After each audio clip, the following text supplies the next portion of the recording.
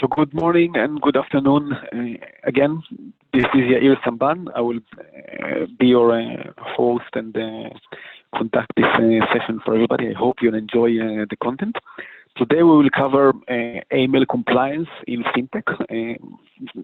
In recent years, the financial technology sector started off from being a small child of the established financial system into being a blooming and growing sector. And with it came many challenges, but also many opportunities and ways to enhance and increase viability and usability for everybody who is accessing financial services. And today we will cover the unique challenges of AML compliance in this domain. I'm really fortunate to have very interesting panelists and very interesting speakers together with me. So first off, I'll introduce myself and then my fellow speakers, and we have a couple of panelists which I'm very happy to host as well. I'm Yair Samban. I'm head of compliance and fraud for Matrix IFS in Europe. I'm based in London, and part of my role is interacting with FinTechs as well as established banking players to determine their AML needs and find out ways to help them and improve processes and streamline and optimize compliance. Yuval Fabry will be presenting for us today. He is our managing director and head of EMEA, and he's working with our entire client base across the region to deliver solutions and services in the financial crime area. He has been for 17 years in financial crime in a variety of roles at Matrix and prior to that at NICE Actimize. And John Lowe, he's a managing director and head of our model validation practice. He has 11 years of experience in financial services, has worked in different sectors such as retail, wholesale, and private banking. He's got experience of both traditional and non-traditional banking institutions. So along his lines of experience, I can mention gaming, money service businesses, insurance, and so on. Before we dive deep into the compliance and FinTech aspects, I want to spend a few minutes explaining a bit about who we are and how we came to this topic. So Matrix IFS is a fully owned subsidiary of Matrix IT, which is a large IT provider in Israel. We have more than 8,000 employees, and we cover many lines of business. Financial crime and compliance, fraud and risk is one of the most interesting and growing ones. And in the IFS, International Financial Services Division, we focus on implementing and advising financial institutions of all kinds around the world in how to deploy their financial crime controls. And that includes specialized solutions for the financial sector, advisory as to both processes, procedures, and technologies. And we really pride ourselves at delivering ROI-focused implementation. What that means, and this is something that I'm very passionate about personally because I've been in those conversations with many financial institutions, how to reduce cost but maintain a high level of compliance and a high level of innovativeness. And that is really the main topic we're going to cover today, in essence. How can FinTech organizations lead the market, be innovative, change traditional approaches while still maintaining a high degree of compliance? Next slide, please. So today we will cover several topics. The first one will be risk analysis and model validation, so recommendations and best practices as to how to provide a high level of model validation to your regulator. The next topic will be bespoke, custom, or out-of-the-box models. I'm sure everybody in the audience have been exposed and is aware of the dilemma. Should I build or buy or customize? So Yuval will talk about this. And also we'll cover an example of an online bank use case, how this online bank developed their financial crime controls. I'm sure this example and the case study will be interesting to the audience, and you can probably learn from what others did as part of that. And the final part will be a panel discussion with the Chief Compliance Officer of Currency Cloud and the Director of Compliance at Railsbank. I'm really fortunate and happy to have them with us, and the audience will be very welcome to listen to the questions and, of course, participate with any other questions that you may have. So without further ado, I hope you'll enjoy the content, and handing over to John to talk us through risk analysis and model validation. Perfect. Thank you, Yair. I hope everyone's having a pleasant week so far and staying safe. So the reason we're here today is to discuss some of the challenges that are being faced by fintechs within the AML compliance world. I want to first briefly talk about the current climate for fintechs. So fintechs empower the consumer with new and innovative product offerings. If you can go to the next slide, actually, please.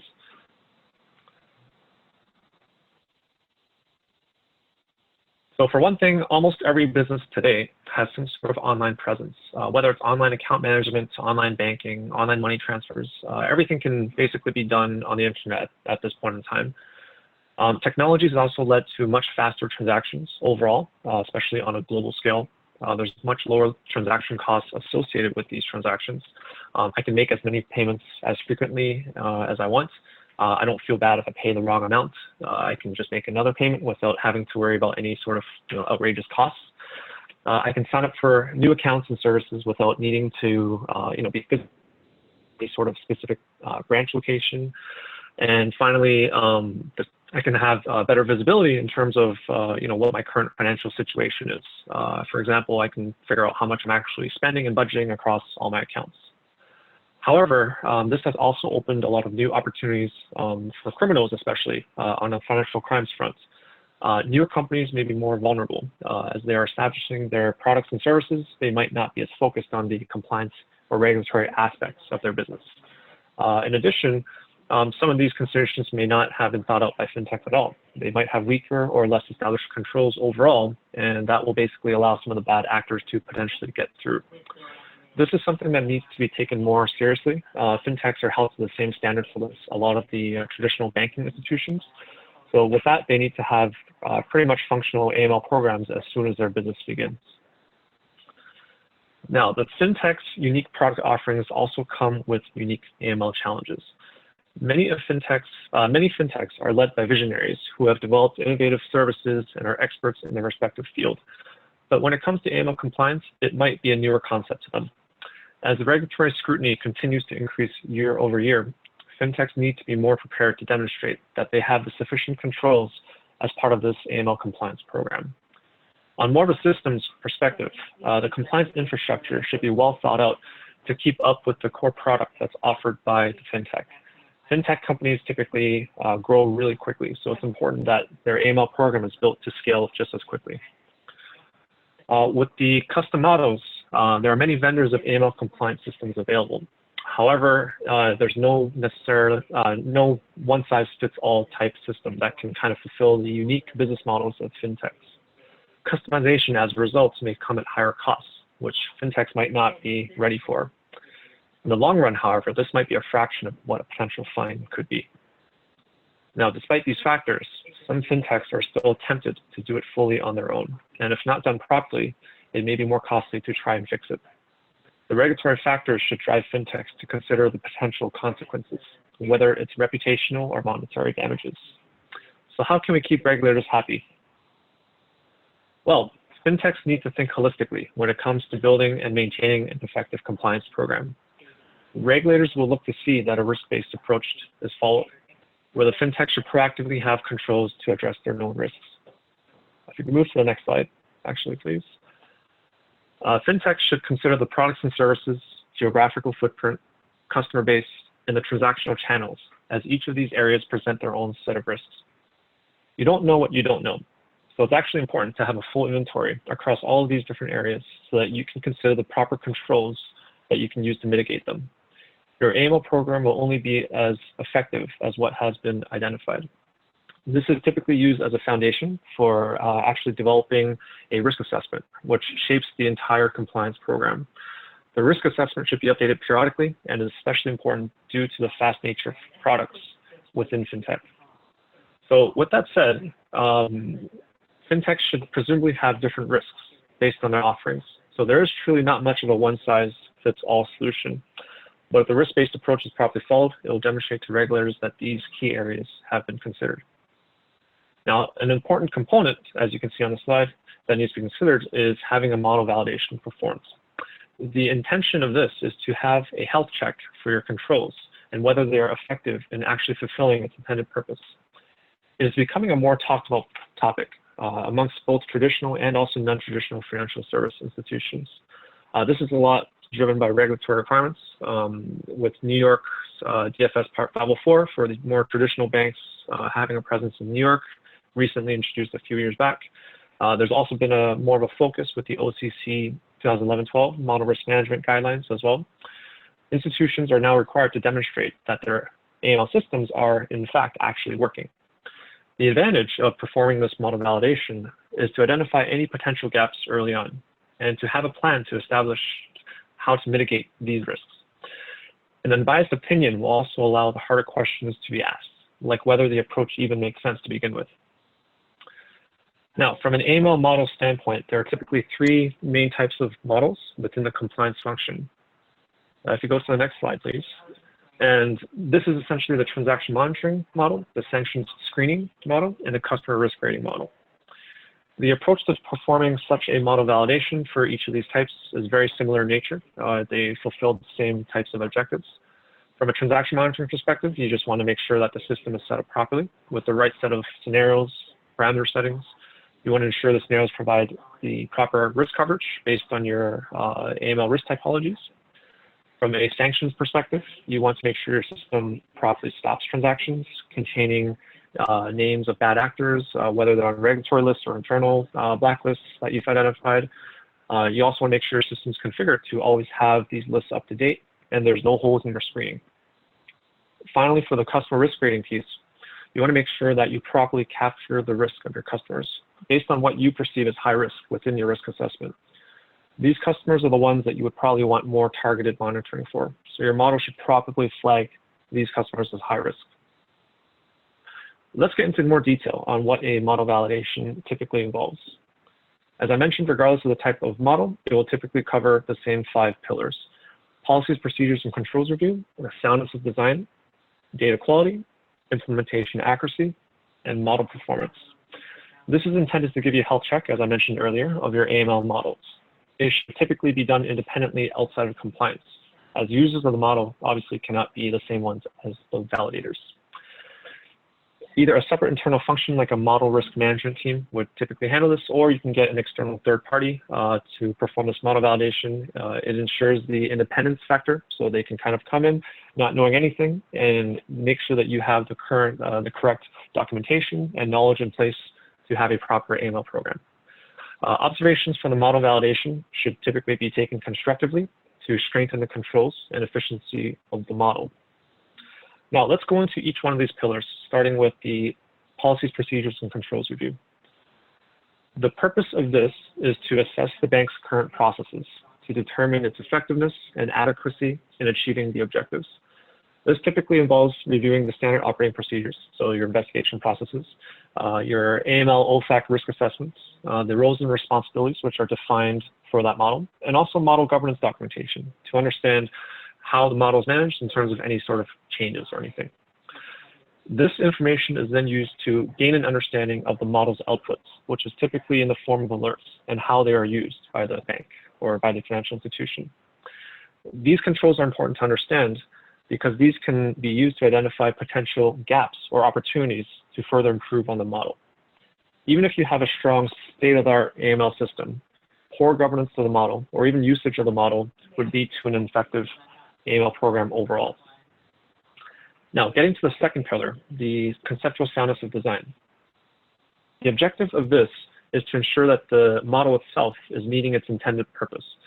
The rules, detection scenarios, and risk factors, which are used across any of those 3 different types of AML models, should provide the proper risk coverage across your risk profile. This is where that risk assessment comes into play that I earlier mentioned. The validation of the design soundness provides confidence that the model has been configured in a manner which aligns with these risk profiles. When a vendor solution is used to perform the monitoring, it is important to understand what the specific logic covers, as there is rarely a one-size-fits-all solution available on the market, especially for FinTechs with the distinctive services that are offered. Each FinTech is very different. It's even more important to make sure that your model is properly implemented and the right rules and scenarios are there for you. When a vendor solution oftentimes these solutions will be customized in order to fulfill the actual requirements. And this is where we'll get into it later as part of this webinar. Next, from a data quality perspective, the purpose of having a data quality assessment is pretty self-explanatory. It's to perform an assessment of your data's quality.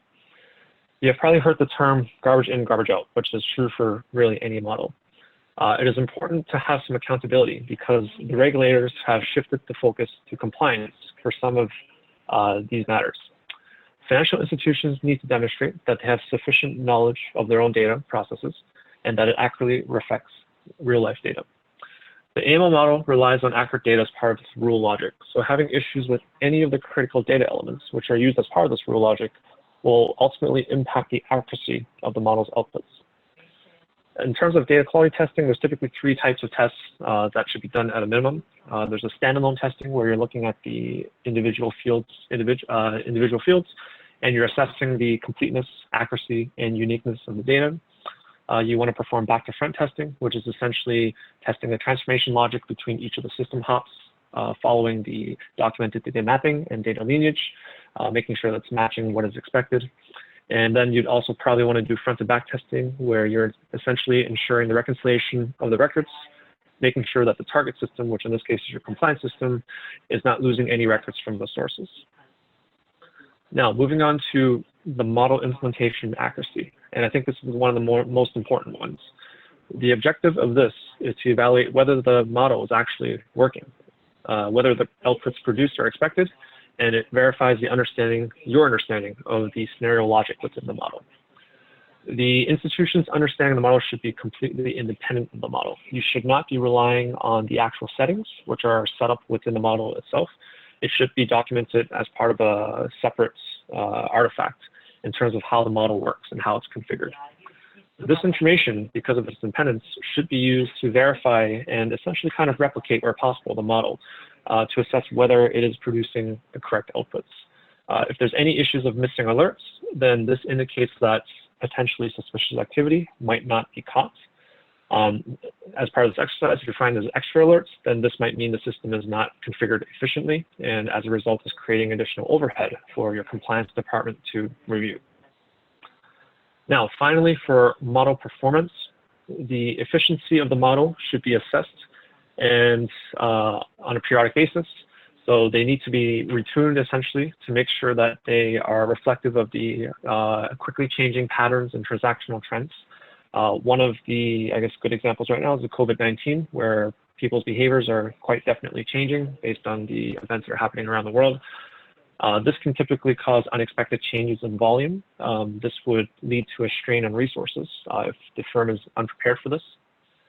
Typically, from a model performance standpoint, a statistical approach should be used to determine whether the settings within your AML models need to be adjusted. This can typically be compared with the efficiency of your historical alerts.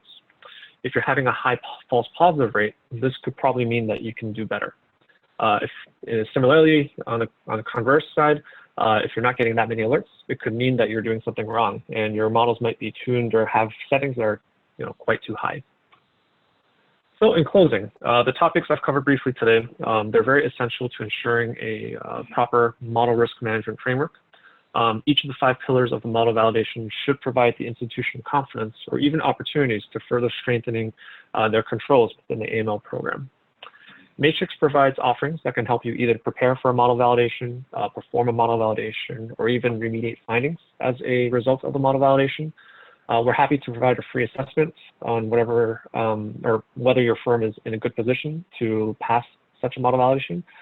Feel free to reach out at the email address on the slide to kind of get more information on that.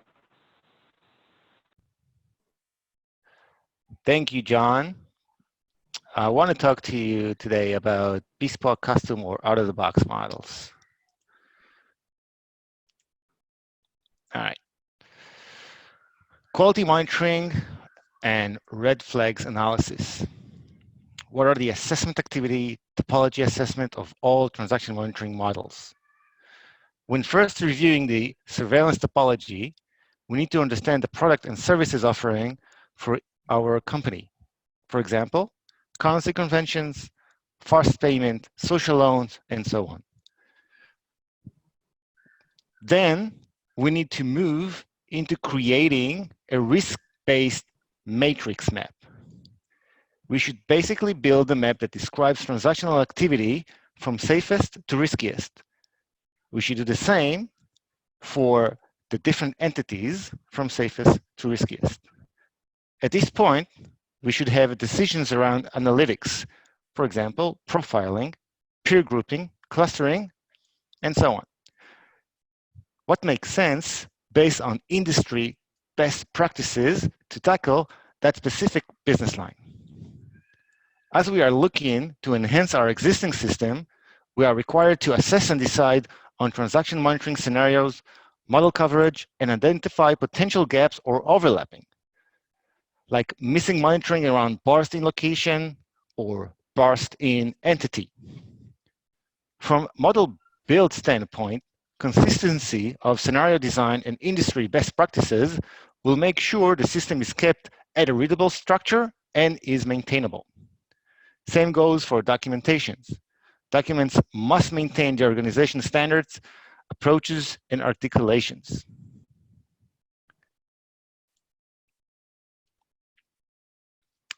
Model component evaluations. We should review the design of current transaction monitoring system through analysis of documentation, such as scenario descriptions and state diagrams. Another good exercise is through simulations of the business process review. For example, discuss the business activity and the expectation from the monitoring system and how to incorporate this exception within the enhanced surveillance. From reviewing the existing alerts, we need to extract from high-quality alerts the relevant elements that can be leveraged in the design of the new rule. For example, maybe a domicile country of the customer would be better than the originating bank location. Or maybe we should relate our surveillance to the transaction code instead of a mapped transaction type. Spreading the results on a risk graph and review the above the line and below the line will make sense of what risky element would be missed if we design the threshold too high or the score too little, and how the setting should be focused appropriately. Prepare the setup. Data flow diagrams and data mapping. When sourcing a new data feed, we first need to negotiate the feeds cut with the IT counterparts. Better to explain what is required and get a consolidated feed as well as the raw data. Reason being, consolidated feed is for the distinct purpose of a new model build and raw feed for future use. We should use the same mapping methodology for consuming a new feed, same documentation, same type of ETL workflows, same naming convention, etc. We need to make sure IT team updates the architecture diagram with the new upstream source system and the SLAs and IPs. We should already consider a creation of test scripts replicating the scenario logic from design conception, as this would be the best way of tackling end cases. We need to create and find and prepare test data to support all test cases. This will be a time saver. Dependent on the model design, we should prepare test scripts on at least 6 months of historical data. Definitely when identified a profile in this sense.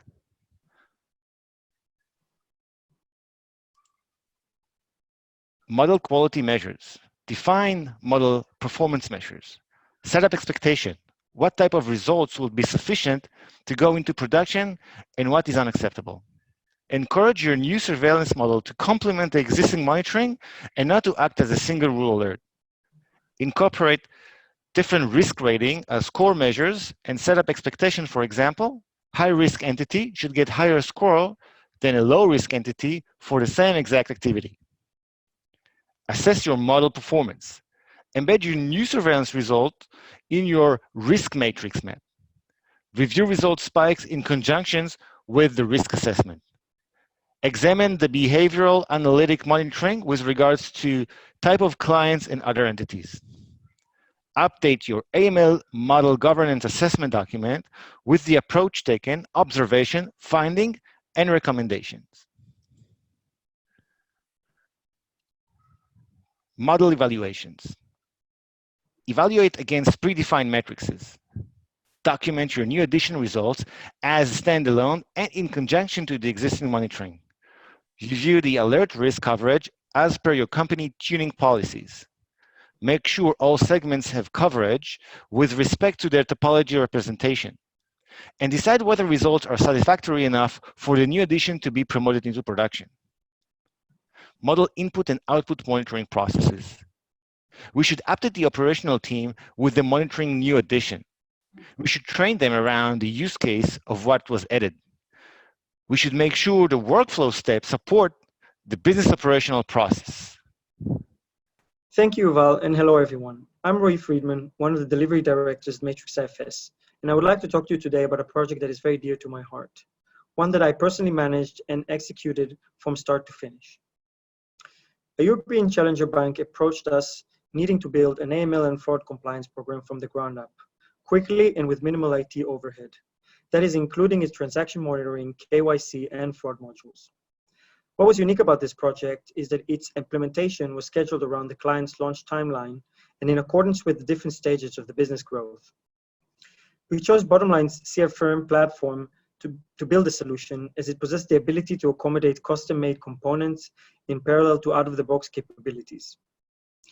The time it took to set up the new component to be fully integrated with the product detection and case management systems revolved around 50 business days, something that is not very common when talking about FinCrime implementation. The solution was deployed on Google Cloud to facilitate the scalability the bank needed for its planned expansion in the coming months, which was broken down into 3 phases. During the initial phase, we worked with the bank's team to define the core capabilities that will achieve regulatory compliance before scaling the bank's operation. We defined the CDD processes, including client risk classification during the onboarding and ongoing due diligence throughout the entire relationship with the client.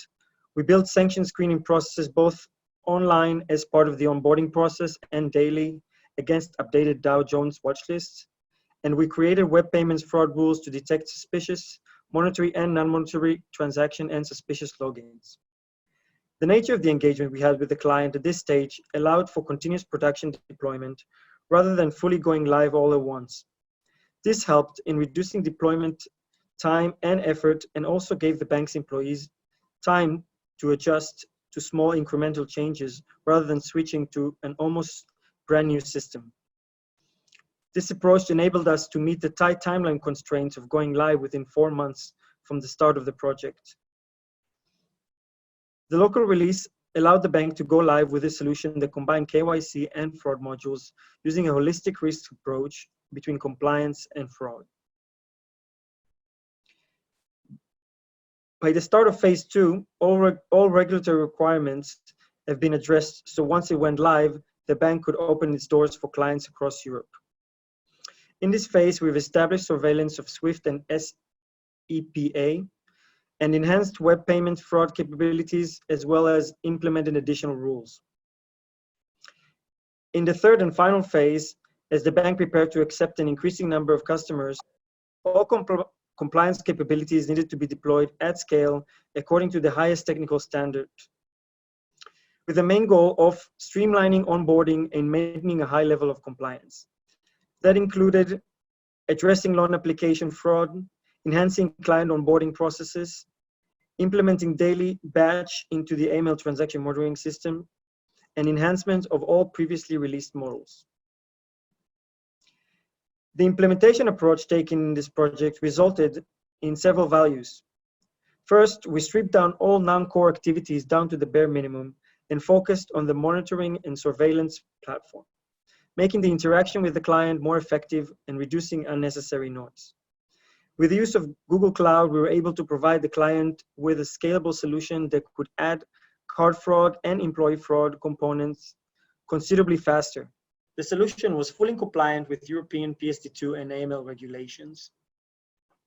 We've achieved cost saving by reducing common overheads such as hardware and licensing, production support and maintenance, and other CI/CD efforts provided by Matrix Hypercare support model.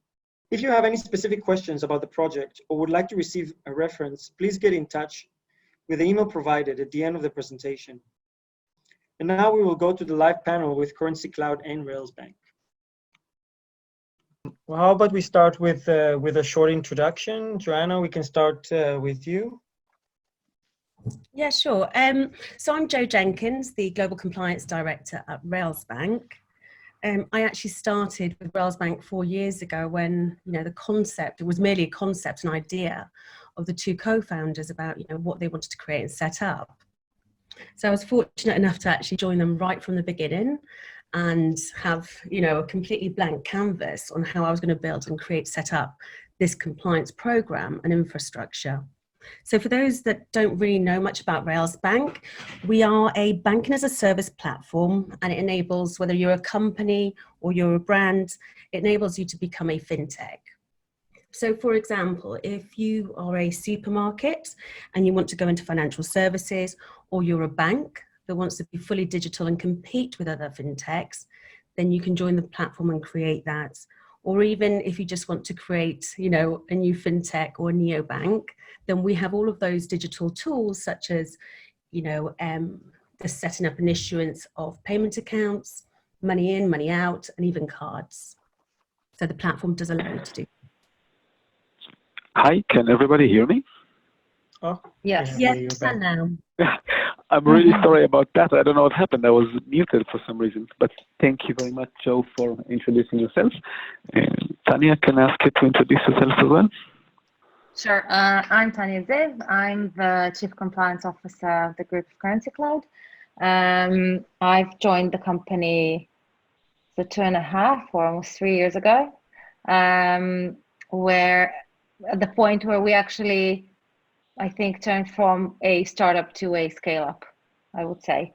So Currency Cloud actually has a similar model of we are a global B2B2X cross-border fintech platform that also enables other fintechs provide this different financial services to their clients, receipts, cross-border payments, etc.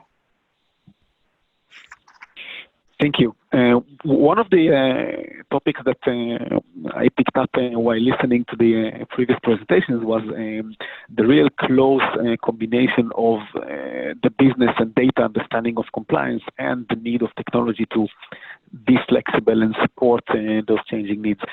Do you experience this, Tanya, as well as part of your responsibilities, the mix between technology and compliance in fintech? Do you experience the same mix? Yes, of course. I think we all already kind of long time ago understand that for us to be able to monitor and for us to be able to actually do a lot of the things that the compliance function needs to do, we have to have the appropriate technology to support us. I think if someone from a established banking compliance would have listened to this webinar so far, they would have thought, hey, wait a minute, is it about compliance or about technology? Why are we mixing between the two? But actually, the two are very close together when you talk about a fintech whose actual essence and fuel is making the most out of the data, whether it's compliance or marketing or supporting customers and so on. Joe, one of the challenges that fintech firms experience is scaling up quickly, and Tanya mentioned that in her introduction as well, and trying to avoid creating too much technical debt and recurring issues. Can you share with us one of the challenges and learnings you've had in scaling compliance operations at Rails Bank? Yeah, so if I take that question and then split it into two, we've got the first piece that addresses the technical debt and recurring issues. For those that aren't so familiar or don't work with the tech side of things as much, there's this concept of technical debt, which is basically it's a software development concept. And what it does is it implies the cost of additional rework caused by an engineering or development team choosing an easy route or limited solution instead of actually opting for the better approach that might take longer. This is normally due to, a fast growth or a spurt in your growth where you have to quickly develop some sort of MVP, or you do something quickly that's a tactical solution that ends up becoming the solution. As you scale, you actually have to go back and readdress it. So you do see this quite a lot. However, with a well-organized and structured function, engineering function, you can get through it. So for example, we always allocate budget and members of the team to focus on this so that it allows all the new features to also be worked on.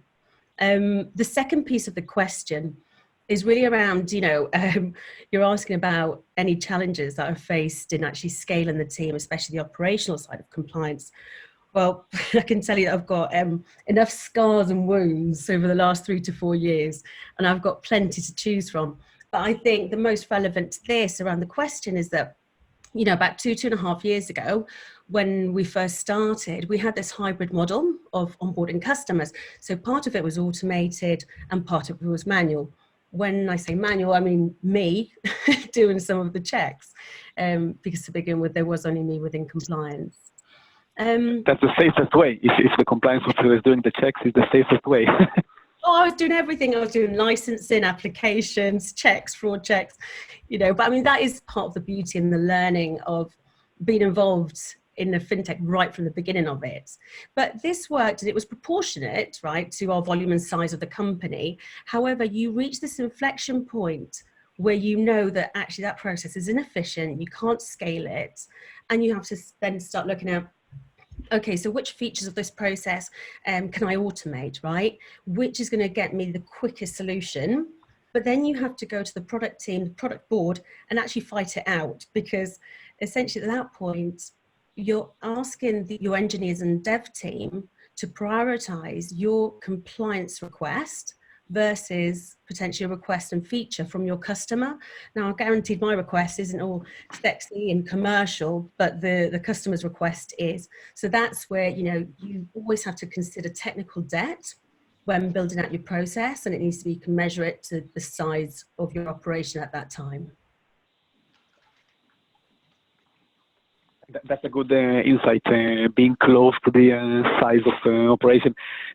Tanya, what's your experience in scaling up without incurring too many issues that come back and haunt you? Did you have the same experience or any other insights at Currency Cloud on that? Yeah, sure. So I joined Currency Cloud in a bit of a different stage than Joe. So it's a bit different. I did have similar issues in other companies I worked in, but in Currency Cloud, I have to say, so when I joined, we were already in the stage of scaling up. So I had quite a large team already when I joined, and it wasn't only me at all. And we did have some automation as well. But I think the biggest and the first thing that as a scale up you need to do is actually organize your operations. I think those are the biggest wins. And only after that, you can go ahead and automate some of the processes. I think without organizing operationally and have very clear processes and of how you operate, and everyone knows what are they doing, what are they in charge of, it will be very, very difficult to automate without having that technical debt that you mentioned, because I'm not sure that you'll be automating the right things. Yeah, makes sense. So process and procedure, which sometimes is not the first thing you think about when you go into a fintech, move fast and break things. Actually, in compliance, is the opposite. Plan ahead, and I think this is the plan ahead, so you don't break too many things later on. I want to move to a topic which I'm sure is close to many people's hearts, how to overcome budget constraints at a growing company. Can you share with us any of your experience in overcoming budget constraints when setting up compliance operations, anything that growing firms can learn from your experience on that? Do you want me to address first, or Joe? Yeah, if you can, and I'll ask Joe the same question later on. Okay, sure. So I want to start by saying that I believe that today it's becoming quite clear that compliance and risks is not just a protector of the business, but it's also it also generates already value. So I think the budget of a function like that should be suitable, of course. If we can, we can say that we need to automate and we need to organize our process and procedures, but at the end of the day, if you have no budget and you have 1 or 2 people in compliance, it's not going to really work. You do need a proper budget for this function and for it to be able also to generate real value. Having said that, of course, when you're setting up, you need to do things gradually and they need to be proportionate. And automation, longer run, of course, should also save a lot of money. But you need to be careful and you need to know and test properly the providers that you're choosing, because otherwise you will end up, again, spending more because you will at some point realize they're actually not giving you what you need, or you're not getting out of them what you need to be getting out of them. And then you're either doing both, you have the automation, but you still need to also do the manual work yourself, or you'll actually need to change the provider, which can be very, very costly as well. Yeah, I'm sure nobody wants to get into this type of situation, and it touches on the customize versus buy off the shelf that we spoke about earlier. Sometimes buying off the shelf sounds cheaper, but it's actually more expensive because you end up doing more work to adapt yourself to what you bought. Yeah. Joe, what's your perspective or experience in overcoming budget constraints? Anything that you think people can learn from your experience?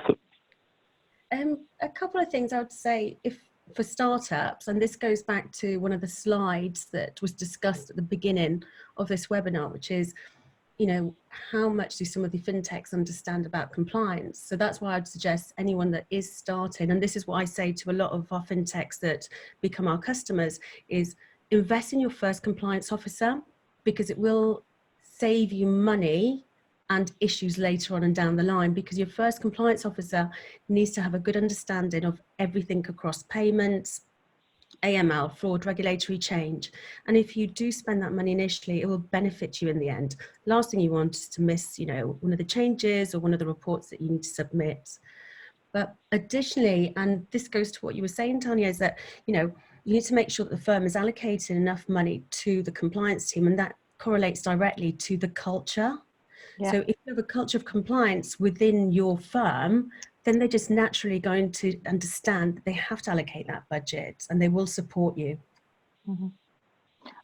Can I also add one thing? And actually complement what Joe is saying. I think also when, you as a candidate interviewing for a role in compliance, definitely a head of compliance, especially of a very kind of startup-y fintech, I think that's a very important question to ask, because that will give you the sense of how serious are they, about investing in this. So I do think the budget that's allocated to that function, how do they invest in their first compliance officer is very, very important.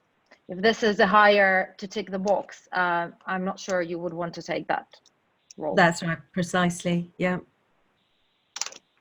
Or continue in the role if you discover that what you need is not being given. Yeah. So, yes, absolutely. You need to be reasonable, but yes.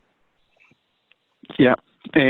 I'd like to move to the Q&A section, and apologies to people if you need to drop. We will run slightly longer than planned, but this was a very interesting discussion, and I didn't want to cut it off in the middle, because I was learning, and I think the audience is learning. So firstly, thanks for your comments, Joe and Tanya, and if you can stay with us for a few more minutes for questions from the audience. We're now opening the Q&A section. If anybody has a question, please feel free to reach out through the chat and ask it. So I see one question which I'd like to raise. Not sure to who it is, but I'm guessing to either Joe or Tanya, whoever you want to respond. Have you struggled to customize off-the-shelf solution and adapt them to your firm's unique needs? Can you share some experience around that if you can? Yes. Go ahead, Joe. No, go ahead. Thanks. Yeah, hugely, because there's some great offerings out there. Last year I did a risk assessment and over 25 different vendors around our that deal with compliance, and they do. Because we've got a complex structure, we're not a standard payments organization, we offer solutions to other fintechs and regulated entities. So one vendor that might suit us might not suit everybody else's needs. So trying to find, models that work. So the approach that we've taken is, I guess an example is a vendor that is good within the European and UK jurisdiction won't be over in Asia. So what it is, it's about actually taking those two different vendors, consuming the data, standardizing it, and creating one single language across the company. So whether you're doing transaction monitoring in Asia or Europe, you can still apply the same rules and get the same output. But yeah, it's quite difficult. Yeah, no, that's a good answer. Thank you. Question for John, related to the model validation section. How would you classify the risk profile of fintechs? Would you say that they are in the same brackets of banks, or would you consider them as higher or lesser compliance risk?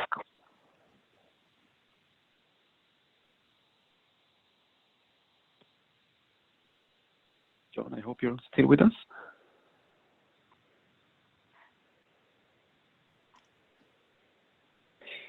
Okay, maybe John is experiencing the same difficulty I had before. Hello, can you hear me now? Yeah, we can now. Okay, yes, great. Yes. Did you have a question? So I think the risk level will definitely differ from fintech to fintech. I think in general the risks are a bit higher. A few things kind of come to my mind with this question. Essentially, from the first day the fintech offers their service to consumers, this is something that happens very early on in the early stages. They're quite excited for the release, and then basically they would need to have some sort of AML program in place immediately. That basically puts a risk on them because they need to set this up very quickly. They might not have the expertise in-house in the beginning. Just with the way fintechs operate, there's much less customer interaction as a whole. It enables a lot of fraudulent activity. If I'm signing up for an account online, and honestly, who can say John Lowe is actually John Lowe, right? And then also another one that comes off the top of my head, with the cross-border transactions, which fintech enables at a much easier frequency. Traditional banks would typically kind of risk rate these as a little bit higher.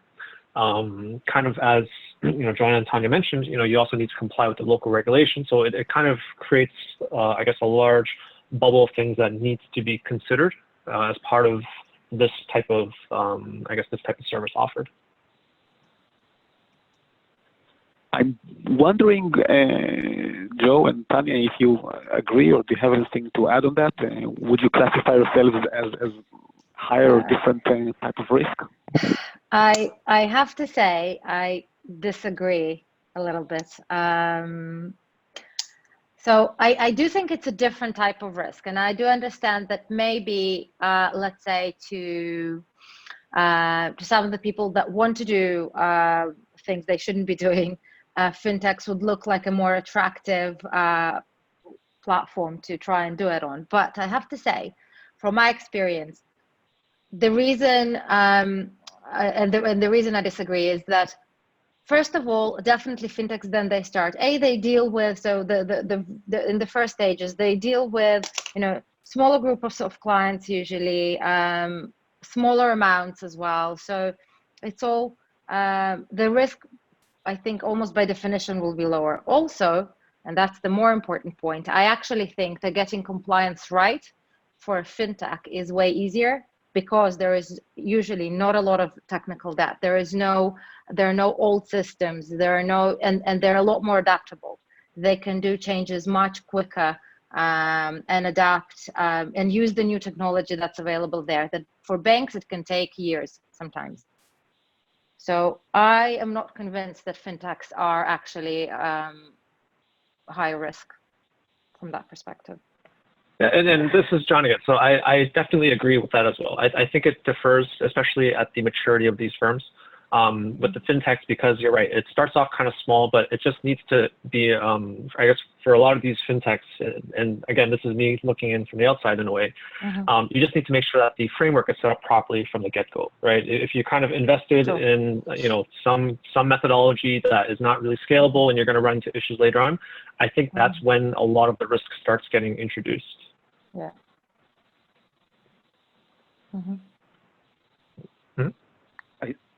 I see a lot of interesting questions coming up from the audience.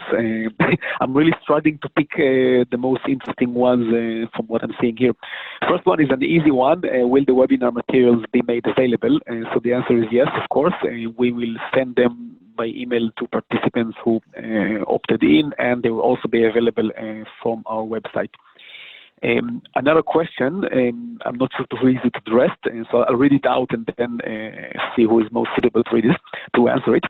With the huge number of new entrants coming in under PSD2, do you see an increase in regulatory scrutiny over the coming years, and which regulators do you see being in the forefront of this in Europe? So this relates to the really plethora of fintech companies that are being introduced in Europe, which is very good for consumers and a bit of a headache to regulators. Tanya, Joe, do you have any feeling of how regulators would respond? Do you expect more scrutiny? And if yes, from where? I think that question, depending on whether when you're talking about the PSD2 new regulations, if you're talking about AISP and PISP and the whole kind of access provisions under that, we're seeing in Europe, I say Europe, okay, my experience in Lithuania, for example, is far more stringent. And, they're far more heavy-handed in terms of what you need to do versus the FCA. But yeah, there's a lot more scrutiny. Your reporting requirements are enhanced, your fraud requirements. I mean, what's really good is that we finally have a consolidated and, fraud report, which is your REP 017 across Europe that goes to one place. And finally, we can start seeing where it all, we've got like one consolidated view of what type of fraud we're seeing across this jurisdiction. But yeah, I do see it being a lot more stringent. We still haven't had many fines for non-adherence, but I'm sure that will come. The one thing I would add to that is, yes, there is more scrutiny, but my experience with European regulators, they're all very, very different. And let's say the regulator in Cyprus would be very, very different from the regulator in France, who would be very, very different from the German regulator. So they're all very different, and they tend to emphasize different things. So there is no really easy answer to this, I think. But generally, I think there will be an increase. We see it already, right?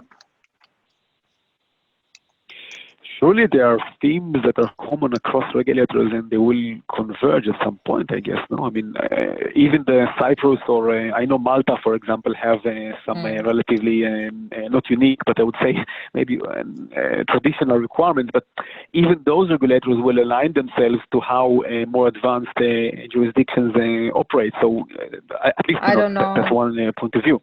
You're not sure about that? I'm not convinced.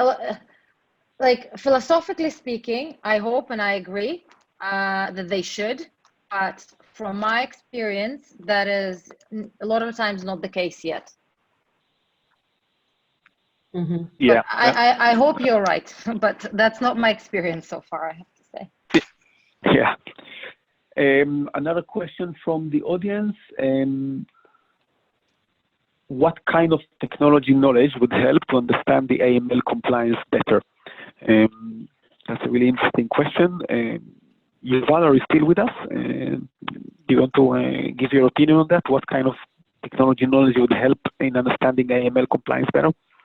The technology spectrum around financial crime and AML specifically is keep changing by the day. We are used to a rule-based application, later to have more involved analytics and behavior analytics, deep learning, machine learning, AI, and so on. So it's really difficult to kind of put the finger on what exactly the technology that we need to focus on. But I think that when an organization makes a decision around what technology they want to bring in, one needs to really focus around how are we going to source the data, and how are we going to bring in the data at our best quality that we can. Because bring data that we understand well, that we documented it well, that we know exactly what we're looking into, would maybe basically solve 50% of the work.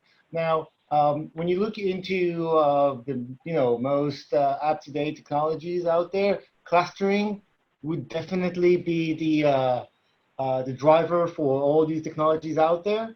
Then the better you can cluster your data, the easier it would be for you to understand what the technology basically does under the hood. That would be my advice. I see here an interesting question which would serve as a good follow-up. Somebody here is asking, can AI be used as a technology for AML compliance? Now, AI is a term that is being used so frequently in AML discussions that I'm not sure we mean the same thing when we say AI in AML. But would you like to give a shot at it? Is AI relevant as a technology now, or let's say in the next short-term future for AML, or is it not ready yet? What do you think? Well, AI is a very cool word, but if you break it down a little bit and you try to understand what AI basically does, is really looking into segment each and every activity and entity within your surveillance to the lowest KI possible. And then the AI basically rate those KIs based on returning feedback, based on alert disposition, based on a risk matrix that you put into your system, and it keeps learning based on that. So AI, it's basically trying to mimic how the analyst would do his job if he was able to consume more and more elements within his surveillance, within his analysis. So obviously AI is a very big and important piece of this puzzle. But at the same time, these KIs that I mentioned before are building blocks from data. So the better we understand the data, the better we understand how AI works. Thank you for this insight. I think we can close very soon, even though there are many questions, and I think the audience is hungry for more, but we do, I think, need to move on with the rest of the business for the day. One question which was asked pretty early on is about attendance certifications. So we are going to send an email which includes confirmation of this webinar and a few points about the content that was being discussed. We are not providing a more formal certificate than that, but if you need something more detailed, we can help you on an individual basis. But in terms of what we will provide is an email summarizing the webinar and providing the materials. I have one last slide to cover, but before I do that, any of the panelists or any of the participants would like to add anything to close us off, any parting thoughts to the audience, or any theme that you picked up, anything that you think is useful?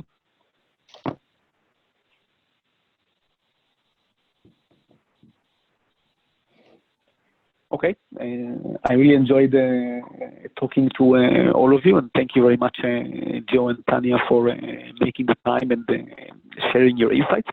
I think they're valuable not only for early stage startups, which definitely can benefit from the experience of Railsbank and Currency Cloud, but also to more mature companies which probably went through very similar growth spurts and challenges, and they might find themselves in different places than your firms, but there's a lot to be achieved by sharing experience and knowing that somebody else went through something very similar. So thank you very much for your candor and for your detailed answers, and looking forward to meet again as soon as. Thank you very much for having us. Thank you, and stay safe and stay compliant. Our next webinar on June 18 will cover AML data governance. This is a topic that was raised in today's discussion, and we'd like to shed light on it and look deeper into what it means to have proper data governance in compliance. I hope you will enjoy this next session. We're going to walk you step by step how to achieve data governance in compliance, including data analysis into critical data elements or key data elements, and check together with you where is your organization in this journey. I hope you'll find it useful no matter which size of organization you have. And if you'd like to register in advance for this, then this is the moment to let us know, and we'll be happy to see you at our next webinar. I would like to thank again to everybody who took time from their very busy day and joined us today, especially to Yuval Fabry, John Lowe, Tanya Ziv, and Joe Jenkins, who shared their insights and presentations with us, and looking forward to have a safe and secure future as much as we can across the board and in all jurisdictions. Have a nice rest of your day.